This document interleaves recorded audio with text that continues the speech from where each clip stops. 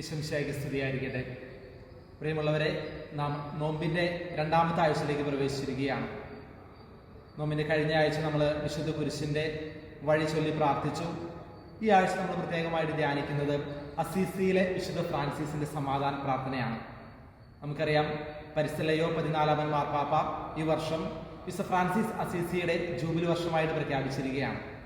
ആ വിശുദ്ധൻ്റെ മാധ്യസ്ഥം തേടി, അതോടൊപ്പം തന്നെ നമുക്കറിയാം, ഈ ലോകത്തിൽ ഇന്ന് ഏറ്റവും ആവശ്യമായിട്ടുള്ള സമാധാനമാണ്. ലോകം മുഴുവനും ഒരു യുദ്ധഭീതിയിലാണ്. അമേരിക്കയും ഇറാനും തമ്മിൽ യുദ്ധമാസന്നമാണെന്ന് പത്രമാധ്യമങ്ങളിലൂടെ നാം വായിക്കുന്നുണ്ട്. പശ്ചിമേഷ്യ മുഴുവൻ യുദ്ധഭീതിയിലാണ്. ഈ ഒരു സാഹചര്യത്തിൽ നമ്മൾ വിശുദ്ധ ഫ്രാൻസിസിൻ്റെ സമാധാന പ്രാർത്ഥന, ദൈവമേ എന്നെ അങ്ങയുടെ ഒരു സമാധാനത്തിന് ഉപകരണമാക്കി മാറ്റി നമ്മൾ പ്രാർത്ഥിക്കുന്നു. പ്രത്യേകമായിട്ട് ആ പ്രാർത്ഥനയിൽ നമുക്ക് ഒന്നുചേരാം. അതോടൊപ്പം തന്നെ ഇതിനോടനുബന്ധിച്ച് നമ്മൾ മാതൃവേദിയുടെ നേതൃത്വത്തിൽ അമ്മമാരെല്ലാവരും, സാധിക്കുന്നവരെല്ലാവരും തന്നെ ഒരു ഫ്രാൻസിസ്കൻ ദേവാലയം നമ്മൾ സന്ദർശിച്ച് പ്രാർത്ഥിച്ച് ദണ്ഡവിമോചനം സ്വീകരിക്കുന്നതിന് വേണ്ടി നമ്മൾ പരിശ്രമിക്കുന്നുണ്ട്. നമ്മുടെ ഉദ്യമത്തിൽ പങ്കുചേരാം.